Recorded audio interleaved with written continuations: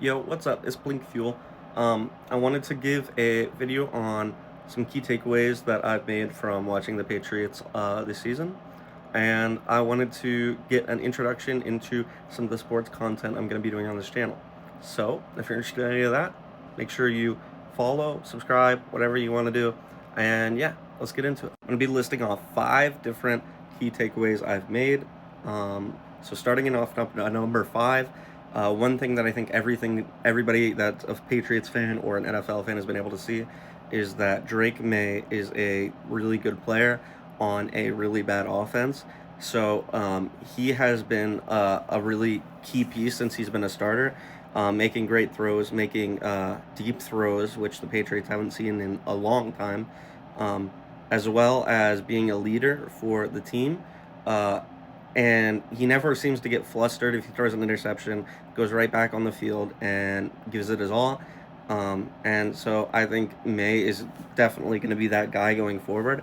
It's a matter of getting him help along the offense to try to lift up the things he's good at. He's definitely a good deep passer. He's definitely a good medium passer. And he's a game general. He can command an offense in a way that not many rookie quarterbacks can do, and the team really believes in him. So that's one of the key points I wanted to make. One of the more obvious points that a lot of people see.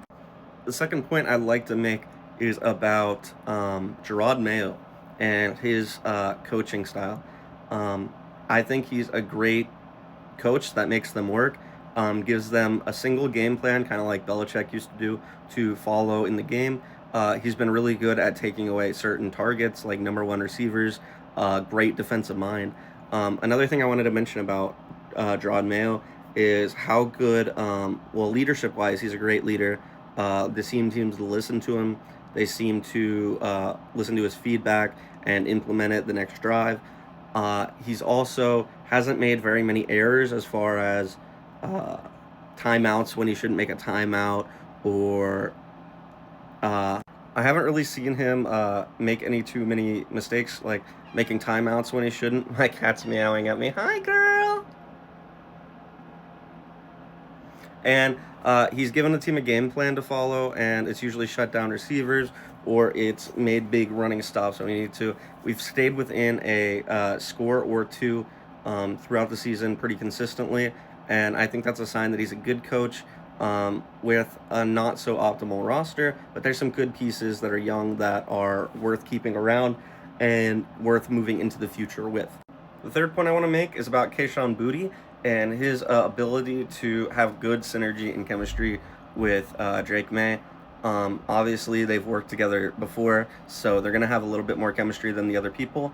But he has given us a good medium to deep threat, which Drake May excels at.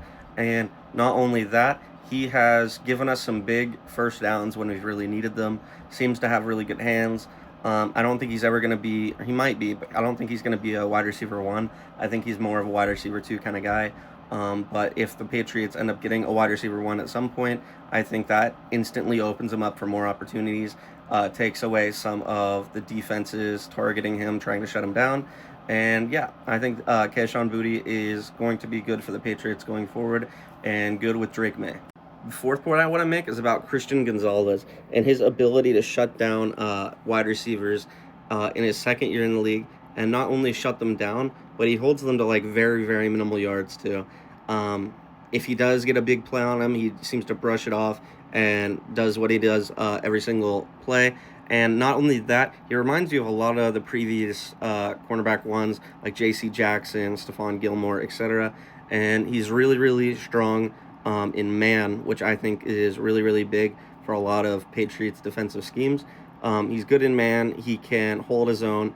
Doesn't need a lot of help when it comes to shutting down wide receiver ones. And not only that, he was a very sought after defensive player going up into the trade deadline, and Patriots said, we're not trading this guy.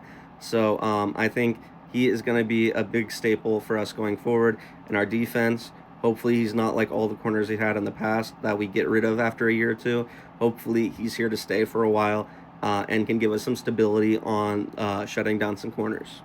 Point number 5 I would like to make about the Patriots and how to stay optimistic about their not this season but going forward into the future, is our defense in general.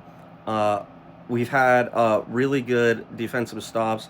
We faced a lot of good quarterbacks this year, and they haven't really been able to do much in the passing game. Usually, if we're getting beat, it's by in the trenches, running down our throats.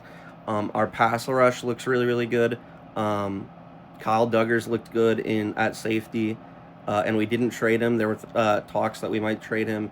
We didn't. He's looked great at safety, and like I said, our pass rush gets to the quarterback more often than not, rushes them pretty quick, and not only that, our defense has held high-scoring teams that score a lot of points against other teams to way fewer than they're used to scoring on average, which I think is a big indicator that our young defense is going to be good going into the future. And I do think that we should keep a lot of the key pieces like Keon White, like Christian Gonzalez, like Duggar.